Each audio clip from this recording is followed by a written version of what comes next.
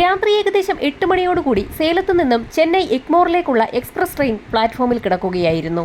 Police ഉദ്യോഗസ്ഥർ ചേർന്ന് parcel വാഗണിലേക്ക് തടികൊണ്ടുള്ള കുറെ പെട്ടികൾ നിറയ്ക്കുകയാണ്. പെട്ടികൾ നിറച്ചു കഴിഞ്ഞതോടുകൂടി സീൽ ചെയ്ത് വാഗൺ മുഴുവൻ ക്ലോസ് ചെയ്യുകയും ചെയ്തു. പല സ്റ്റേഷനുകളിലും ട്രെയിൻ നിർത്തേണ്ട ആവശ്യകത ഉള്ളതുകൊണ്ട് തന്നെ സീൽ ചെയ്ത വാഗണുകളെ അനുഗമിക്കുന്ന പോലീസ് ഉദ്യോഗസ്ഥർ ഓരോ സ്റ്റേഷനിലെത്തുമ്പോഴും ഇറങ്ങി വാഗൺ പരിശോധിക്കുന്നത് അനിവാര്യമായിരുന്നു. രാത്രി ഏകദേശം 12:30 മണിയോടുകൂടി ട്രെയിൻ വിരുദ്വാജൽ സ്റ്റേഷനിലെത്തിയ സമയത്ത് 1 മണിക്കൂറോളമാണ് അവിടെ ട്രെയിൻ പിടിച്ചിട്ടതിന് കാരണം ഇതുവരെ വാഹനം ഓടി വന്നത് ഡീസൽ എഞ്ചിനിലായിരുന്നു. ഇനി അത് ഇലക്ട്രിക് എഞ്ചിനിലേക്ക് മാറ്റുന്നതിന് വേണ്ടിയാണ് ട്രെയിൻ അവിടെ പിടിച്ചിട്ടത്. ആ സ്റ്റേഷനിലെത്തിയപ്പോഴും പോലീസ് സംഘം പതിവ് പോലെ തന്നെ സീൽ ചെയ്ത വാഗൺ പരിശോധിച്ചു. പിന്നീട് യാത്ര തുടർന്ന് വെളുപ്പിന് ഏകദേശം 3:45 മണിയോടുകൂടി ചെന്നൈ സ്റ്റേഷനിലെത്തി. സീൽ ചെയ്ത വാഗൺ പോലീസ് സംഘത്തിന്റെ അകമ്പടിയോടുകൂടി ചെന്നൈയിലേക്ക് കൊണ്ടുപോകുന്നതിന് ഒരു കാരണമുണ്ടായിരുന്നു. ആ വാഗണിനുള്ളിൽ ഇന്ത്യൻ ഓവർസീസ് ബാങ്കിന്റെ സേലം ശാഖയിൽ കളക്ട് ചെയ്തിട്ടുള്ള 342 കോടി രൂപയായിരുന്നു ഉണ്ടായിരുന്നത്. പഴക്കമുള്ള നോട്ടുകളായതുകൊണ്ട് തന്നെ റിസർവ് ബാങ്കിന് കൈമാറുന്നതിന് വേണ്ടി കൂടിയായിരുന്നു ചെന്നൈയിലേക്ക് അവ കൊണ്ടുവന്നത്. 3:55 ചെന്നൈ സ്റ്റേഷനിലെത്തിയ ട്രെയിനിൽ നിന്നും നോട്ടുകെട്ടുകൾ അടങ്ങിയ വാഗൺ വേർപെടുത്തി പ്രത്യേക യാർഡിലേക്ക് മാറ്റി. വാഗൺ ഏറ്റുവാങ്ങുന്നതിനായി 11 മണിയോടുകൂടി റിസർവ് ബാങ്കിന്റെ ഉദ്യോഗസ്ഥർ ചെന്നൈ സ്റ്റേഷനിലേക്ക് എത്തി. RBI ഉദ്യോഗസ്ഥരുടെ സാന്നിധ്യത്തിൽ തന്നെ റെയിൽവേ പോലീസ് വാഗണിൽ ഒട്ടിച്ചിട്ടുണ്ടായിരുന്ന സീലുകൾ അഴിച്ചു മാറ്റുകയും വാഗൺ തുറക്കുകയും ചെയ്തു. 226ാമത്തെ പെട്ടിയിൽ തുടങ്ങി 1ാമത്തെ പെട്ടിയിൽ വരെ വരത്തക്ക രീതിയിലാണ് പണം അടുക്കിയിട്ടുണ്ടായിരുന്നത്. പെട്ടികൾ ഓരോന്നായി എണ്ണി പുറത്തേക്കെടുക്കുന്ന സമയത്ത് 14ാമത്തെ പെട്ടി എത്തിയപ്പോഴായിരുന്നു നടുക്കുന്ന ഒരു കാഴ്ച ഉദ്യോഗസ്ഥർ കാണുന്നത്. 14ാമത്തെ പെട്ടി തുറന്നു കിടക്കുകയാണ്. തൊട്ടപ്പുറത്തായി 20ാമത്തെ പെട്ടിയും തുറന്നു കിടക്കുന്ന ഒരു കാഴ്ചയാണ് പിന്നീട് അവർ കണ്ടത്. 20ാമത്തെ പെട്ടിയിൽ നിന്നും 500 രൂപയുടെ 80,000 നോട്ടുകളാണ് കാണാതെയായിട്ടുള്ളത്. ഏകദേശം 4 കോടി രൂപയാണ് കാണാതെയായിരിക്കുന്നത്. 14ാമത്തെ പെട്ടിയിൽ നിന്നാകട്ടെ 500 രൂപയുടെ 35,000 നോട്ടുകൾ മിസ്സിംഗ് ആണ്.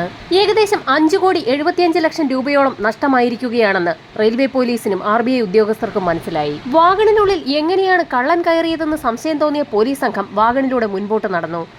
അല്പം ദൂരം പിന്നിട്ട സമയത്തായിരുന്നു ഞെട്ടിക്കുന്ന ഒരു കാഴ്ച അവർ കാണുന്നത്.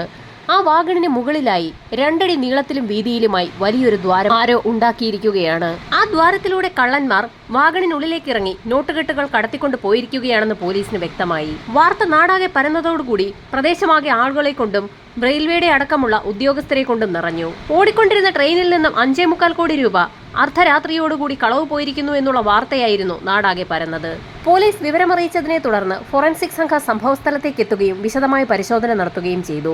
ഫോറൻസിക് സംഘത്തിന്റെ പരിശോധനയിൽ 4 വിരലടയാളങ്ങളും ചില രക്തക്കറകളും കണ്ടെത്തി. വിദഗ്ധരടങ്ങുന്ന അന്വേഷണ സംഘത്തെ പല ദിക്കിലേക്കും ഉടൻ തന്നെ ഉന്നത ഉദ്യോഗസ്ഥർ അയക്കുകയും ചെയ്തു.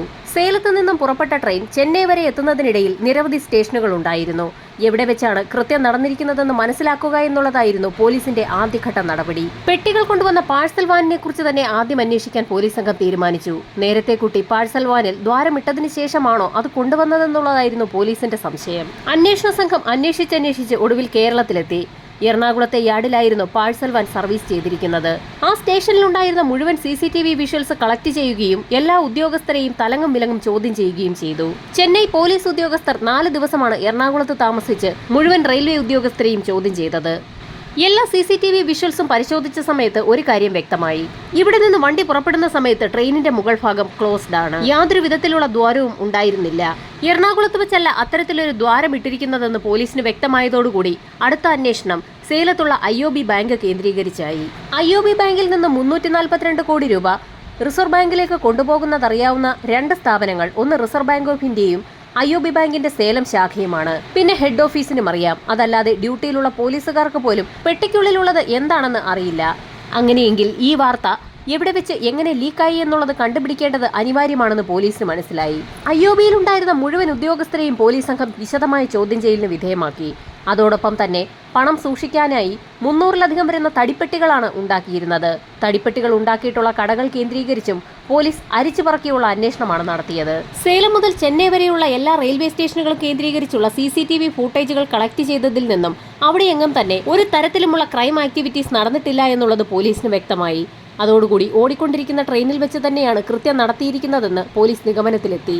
അങ്ങനെയെങ്കിൽ ക്രൈം എവിടെ വെച്ചായിരിക്കാം നടന്നിരിക്കുന്നതെന്ന് മനസ്സിലാക്കുന്നതിനായി ഒടുവിൽ സാറ്റലൈറ്റ് പിക്ചേഴ്സ് എടുക്കാൻ തന്നെ പോലീസ് സംഘം തീരുമാനിച്ചു. ആ ഒരു ട്രെയിൻ മാത്രം കേന്ദ്രീകരിച്ച് സാറ്റലൈറ്റ് പിക്ചേഴ്സ് എടുക്കുക എന്നുള്ളത് വളരെ ശ്രമകരമായ ദൗത്യമായിരുന്നു. സാറ്റലൈറ്റ് വിഷ്വലുകൾ പരിശോധിച്ച സമയത്ത് സേലത്ത് നിന്നും ബിരുദ്വാജൽ സ്റ്റേഷന് സമീപം എത്തുന്ന സമയത്ത് ട്രെയിനിന് മുകളിൽ ചില മൂവ്മെന്റ്സുകൾ ഉണ്ടായിട്ടുണ്ട് എന്നുള്ളത് ചെറിയ രീതിയിൽ വ്യക്തമായി കാണാൻ തുടങ്ങി.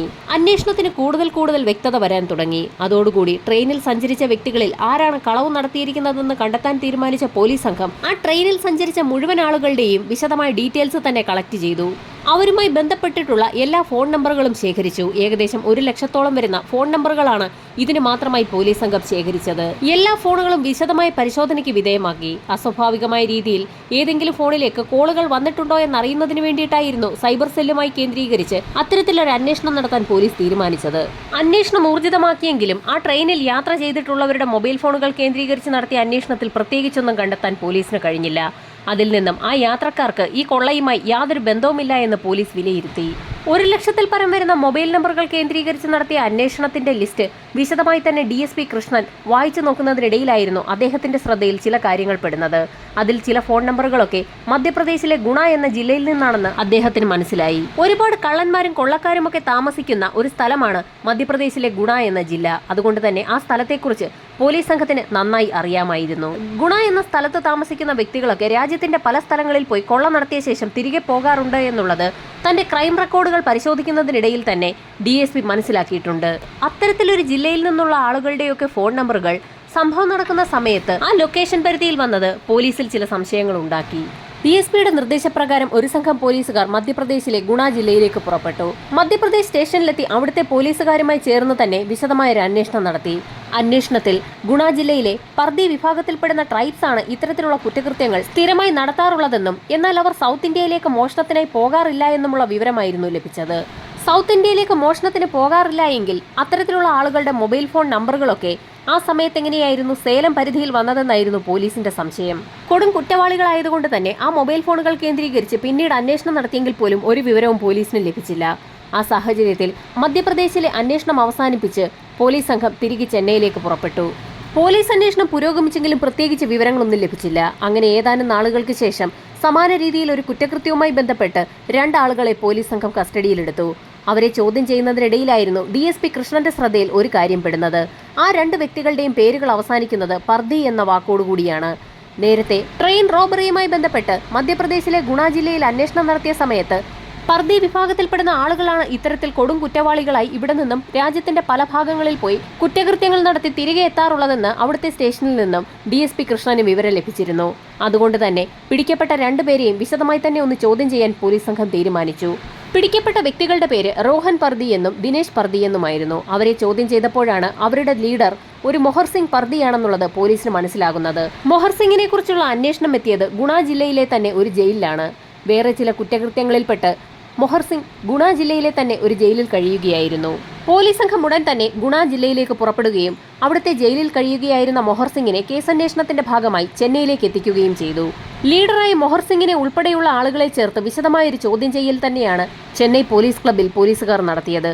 ചോദ്യം ചെയ്യലിൽ ഞെട്ടിക്കുന്ന ഒരു കഥ തന്നെയാണ് മൊഹർ സിംഗും കൂട്ടരും പോലീസിനോട് പറഞ്ഞത്. കുറ്റകൃത്യം നടത്താൻ തീരുമാനിക്കുന്ന സ്ഥലത്ത് ഏകദേശം 1 മാസം മുൻപ് തന്നെ ഇവരെത്താറുണ്ട്.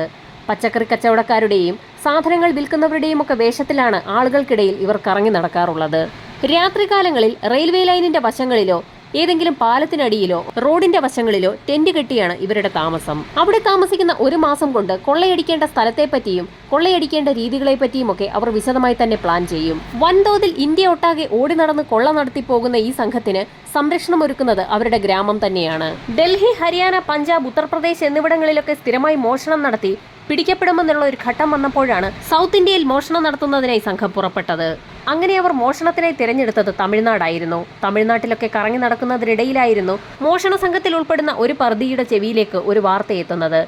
IOB ബാങ്ക് പഴയ നോട്ടുകൾ കളക്ട് ചെയ്ത് റിസർവ് ബാങ്കിന് കൈമാറുന്നു എന്നുള്ള ഒരു വാർത്തയായിരുന്നു അയാൾ ശ്രദ്ധിച്ചത്. അയാൾ ഉടൻ തന്നെ അക്കാര്യം തങ്ങളുടെ ലീഡറായ മൊഹർ സിംഗ് പർദിയെ അറിയിക്കുകയും ചെയ്തു. പിന്നീട് ആ സംഘത്തിന്റെ മുഴുവൻ ശ്രദ്ധയും IOB ബാങ്കിലേക്കായിരുന്നു. കളക്ട് ചെയ്യപ്പെട്ട 342 കോടി രൂപയുടെ പഴയ നോട്ടുകൾ IOB ട്രെയിൻ മാർഗം ചെന്നൈയിലേക്ക് കൊണ്ടുപോകുന്നു എന്ന് മനസ്സിലാക്കിയ സംഘം വിശദമായ ഒരു പ്ലാൻ തന്നെ തയ്യാറാക്കി. മുഴുവൻ തുകയും അടിച്ചുമാറ്റാൻ തീരുമാനിച്ച മൊഹർ സിംഗിന്റെ സംഘം ചെന്നൈ മുതൽ സേലം വരെയുള്ള റൂട്ടിൽ 20 തവണയാണ് യാത്ര ചെയ്തത്. എവിടെ വെച്ച് എങ്ങനെ മോഷണം നടത്താമെന്ന് പ്ലാൻ തയ്യാറാക്കുന്നതിന് വേണ്ടിയായിരുന്നു 20 തവണയിൽ പരം അവർ ട്രെയിൻ മാർഗം ചെന്നൈയിൽ നിന്നും സേലത്തേക്കും തിരികെയും യാത്ര ചെയ്തത്. അങ്ങനെ പല ആവർത്തി യാത്ര ചെയ്തപ്പോഴാണ് നിർണായകമായൊരു വിവരം മൊഹർ സിംഗിനും ടീമിനും മനസ്സിലാകുന്നത്. ട്രെയിൻ യാത്രക്കിടയിൽ ചിന്നസേലത്തിനും വിരുദ്വാചലത്തിനുമിടയിൽ 45 മിനിറ്റോളം ട്രെയിൻ നിർത്താതെ ഓടുന്നുണ്ട്. ഈ സമയത്ത് ഡീസലിലാണ് ട്രെയിൻ ഓടുന്നത്. അതുകൊണ്ട് തന്നെ ട്രെയിനിന്റെ മുകൾ ഭാഗത്ത് കയറിയിരുന്നാൽ യാതൊരു പ്രശ്നവും ഉണ്ടാകില്ല. ട്രെയിൻ ഒരു സ്റ്റേഷനിലും നിർത്താതെ 45 മിനിറ്റോളം ഓടുന്ന ആ സമയത്ത് തന്നെ ട്രെയിനിന്റെ മുകൾ ഭാഗം തുറക്കുകയും ആ ബോഗിക്കുള്ളിൽ കടന്ന് പണം അടിച്ചു മാറ്റുകയും ചെയ്യണമെന്നുള്ളതായിരുന്നു അവരുടെ പ്ലാൻ. അങ്ങനെ IOB ബാങ്കിൽ നിന്നും RBIയിലേക്ക് നോട്ടുകെട്ടുകൾ കൈമാറുന്ന ദിവസമെത്തി. അന്ന് വൈകുന്നേരം നോട്ടുകെട്ടുകൾ അടങ്ങിയ ട്രെയിൻ ചിന്നസേലത്തെത്തിയ സമയത്ത് ഇരുട്ടിന്റെ മറവിൽ പതുങ്ങിയിരുന്ന 5 അംഗ സംഘം അവിടെ നിന്നും ട്രെയിനിന് മുകളിലേക്ക് കയറി. ഈ സമയത്ത് പ്രഗത്ഭരായ പോലീസ് സംഘം പ്ലാറ്റ്ഫോമിൽ ബോഗികൾ ഓരോന്നായി പരിശോധിക്കുന്നുമുണ്ടായിരുന്നു. നോട്ടുകെട്ടുകൾ അടങ്ങിയ ബോഗികൾ പരിശോധിക്കുന്ന അതേ സമയത്ത് തന്നെ പോലീസ് സംഘം നിൽക്കുന്നതിന് തൊട്ട് മറുപുറത്തുകൂടി മോഷണ സംഘം അതേ ബോഗിയിൽ തന്നെ പിടിച്ച് മുകളിലേക്ക് കയറുകയായിരുന്നു. പോലീസ് സംഘം അവരുടെ പരിശോധനയൊക്കെ പൂർത്തിയാക്കി ട്രെയിനിനുള്ളിലേക്ക് കടന്നു. ചിന്നസേലത്ത് നിന്നും ട്രെയിൻ പതുക്കെ പുറപ്പെടുന്ന സമയത്ത് തന്നെ ട്രെയിനിന് മുകളിലുണ്ടായിരുന്ന സംഘം അവരുടെ കൈവശമുണ്ടായിരുന്ന ബാറ്ററി ഉപയോഗിച്ചുള്ള കട്ടർ കൊണ്ട് ട്രെയിനിന്റെ മുകൾ ഭാഗം തുരന്നു തുടങ്ങി. അവരുടെ കൈവശം മാനുവൽ കട്ടറും ഉണ്ടായിരുന്നു. കട്ടർ ഉപയോഗിച്ച് ട്രെയിനിന്റെ മുകൾ ഭാഗം കട്ട് ചെയ്യുന്നതിനിടയിലായിരുന്നു കൂട്ടത്തിലുണ്ടായിരുന്ന ഒരു വ്യക്തിയുടെ വിരൽ മുറിയുന്നതും ചില രക്തക്കറകളൊക്കെ ബോഗിക്കുള്ളിലേക്ക് വീഴുന്നതും. മുകളിലുണ്ടായിരുന്ന 5 പേരിൽ 2 പേർ ബോഗിക്കുള്ളിലേക്ക് ഇറങ്ങുകയും കൂട്ടത്തിലുണ്ടായിരുന്ന ഒരു തടിപ്പെട്ടി പൊളിക്കുകയും പെട്ടിക്കുള്ളിൽ നിന്ന് നോട്ടുകെട്ടുകൾ പൂർണ്ണമായും അയാൾ ഉടുത്തിരുന്ന കൈലി അഴിച്ചതിന് ശേഷം ആ കൈലിക്കുള്ളിലേക്ക് പൊതിഞ്ഞു കെട്ടുകയും ചെയ്തു. അങ്ങനെ നോട്ടുകെട്ടുകൾ അടങ്ങിയ കൈലി മുകളിൽ കാത്തു നിൽക്കുന്ന വ്യക്തികൾക്ക് കൈമാറി. ശേഷം രണ്ടാമത്തെ പെട്ടി പൊളിക്കുകയും ആ പെട്ടിക്കുള്ളിൽ നിന്ന് കിട്ടാവുന്നത്ര നോട്ടുകെട്ടുകൾ ശേഖരിക്കുകയും ചെയ്തു. അപ്പോഴേക്കും ട്രെയിൻ വിരുദ്വാചൽ സ്റ്റേഷന് സമീപം എത്തിയതുകൊണ്ട് തന്നെ ഉദ്യമം പൂർത്തിയാക്കി ബോഗിക്കുള്ളിലേക്ക് ഇറങ്ങിയ ആ 2 പേരും അവരുടെ കൈവശം ശേഷിച്ച നോട്ടുകെട്ടുകളുമായി ട്രെയിനിന് മുകളിലേക്ക് കയറി. വിരുദ്വാചൽ സ്റ്റേഷൻ എത്തുന്നതിന് മുൻപ് തന്നെ വയലൂർ പാലമുണ്ട്. ആ പാലത്തിന് സമീപത്തായി മൊഹർ സിംഗ് പർദി കാത്തു നിൽക്കുകയായിരുന്നു. ട്രെയിൻ പാലത്തിന് സമീപം എത്തിയപ്പോൾ 2 കൈലികളിലായി പൊതിഞ്ഞു കെട്ടിയിരിക്കുന്ന നോട്ടുകെട്ടുകൾ മൊഹർ സിംഗ് പർദിക്ക് നേരെ ആ സംഘം എറിഞ്ഞുകൊടുത്തു. വിരുദ്വാചൽ സ്റ്റേഷൻ എത്തുന്ന സമയത്ത് നല്ല ഇരുട്ടാണ്. സ്റ്റേഷനിൽ ട്രെയിൻ നിർത്തുന്നതിന് തൊട്ടു മുൻപായി തന്നെ ആ സംഘം ബോഗിയുടെ മറുവശത്തുകൂടി ഇറങ്ങി ഓടുകയും ചെയ്തു. അവിടെ നിന്നും 5 അംഗ സംഘം മൊബൈൽ ഫോൺ സ്വിച്ച് ഓഫ് ആക്കുകയും തുടർന്ന് വിവിധ ട്രെയിനുകളിലായി മധ്യപ്രദേശിലേക്ക് തിരിക്കുകയും ചെയ്തു.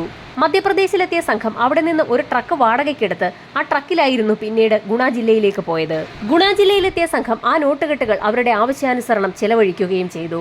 പഴകിയ നോട്ടുകെട്ടുകൾ നശിപ്പിച്ചു കളയാനുള്ളതായതുകൊണ്ട് തന്നെ IOB അതിന്റെ നമ്പറുകളൊന്നും തന്നെ രേഖപ്പെടുത്തി വെച്ചിട്ടുമുണ്ടായിരുന്നില്ല. പോലീസ് അന്വേഷണത്തിൽ 1 കോടിയിലധികം രൂപ സംഘം ചെലവഴിച്ചതായി ഇപ്പോൾ കണ്ടെത്തിയിരിക്കുകയാണ്.